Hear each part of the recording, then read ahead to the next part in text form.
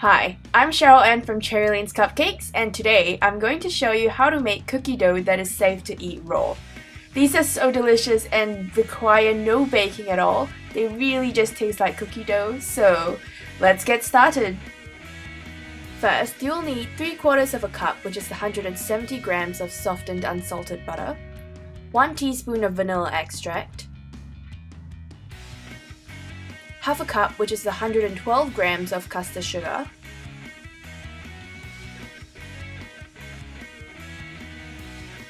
1 cup, which is 200 grams of firmly packed light brown sugar,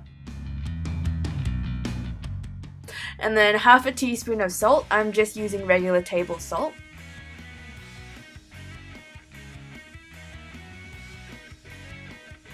Two cups of sifted plain flour,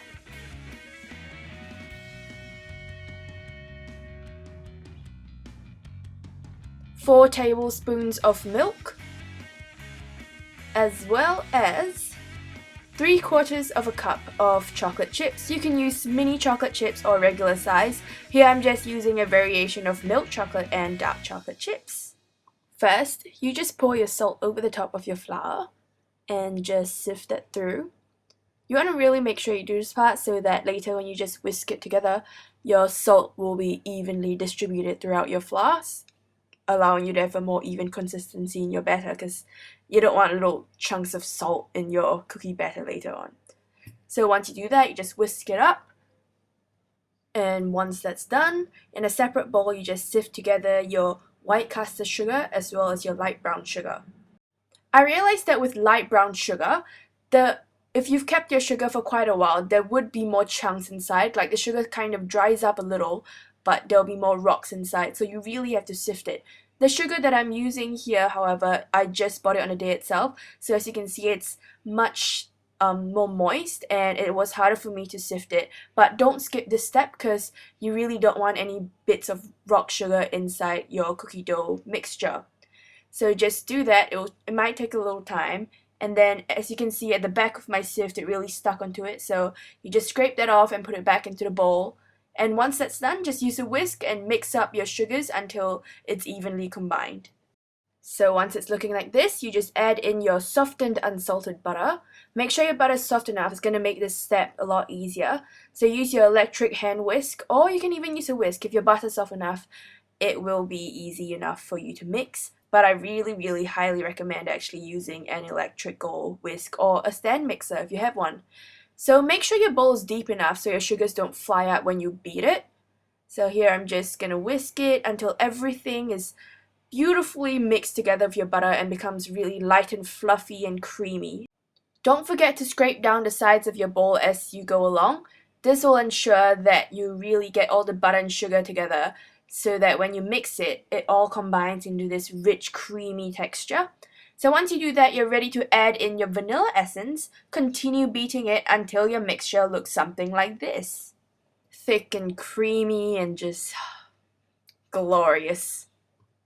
Now you're ready to just add in your flour and your milk into your butter mixture in 2 different parts. So start with half of the flour mixture, mix it well. The reason why you want to beat this slowly in parts is so that when you beat it, your flour is not going to just poof out and go everywhere. So doing it slowly is really going to help control that. And also make sure your bowl is deep enough so that it prevents it from flying up too far. So you do that with half the flour, then you're ready to add in half of your milk, beat that well, then you add in the rest of your flour, you beat that well, and then the rest of your milk. Your mixture should look something like this. It's easy for you to just pull out a chunk and hold it, and when you press your fingers into it, your fingerprint kind of still stays in there. And you can actually just eat it already, but we're not done. We're gonna add in our chocolate chips. So here I'm just using a mixture of milk chocolate and dark chocolate chips, pouring it into my mixture, and just using a spatula to fold in my chocolate chips. The reason why you don't want to use an electrical hand mixer or stand mixer for this is that you don't want to break up your chocolate chips. You want there to still be chocolate chip bits in it. And if your spatula is too soft, just use a big ladle or spoon to fold it in. Or in fact, you can even just use your hands. So once you're done with that, you are just ready to eat your cookie dough. Remember, this cookie dough is safe to just eat raw. You're not supposed to bake it, just meant to eat it. And to store this, you can just either wrap this up in plastic wrap or stick it in an airtight container and put it in your fridge. I would say it can last up to a couple of weeks, but I'm pretty sure if you have a big enough family, these will be gone in no time. Or whenever you just feel like a late night snack, just go in the fridge and grab a little chunk and eat it. It really just tastes like cookie dough.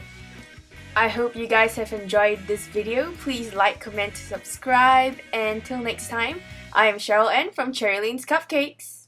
Please stay tuned for my next video tutorial, which will be on how to make these brown butter cupcakes with a cookie dough surprise inside and topped with a cookie dough frosting. If you really love cookie dough, these are the cupcakes for you, because the cupcake itself isn't too sweet, so that when you bite into the cookie dough, you can really taste the flavor of just cookie dough. So I'm in the process of editing that now, and I'll put a link on the top right hand corner of this video as soon as I complete editing it. So please subscribe and stay tuned!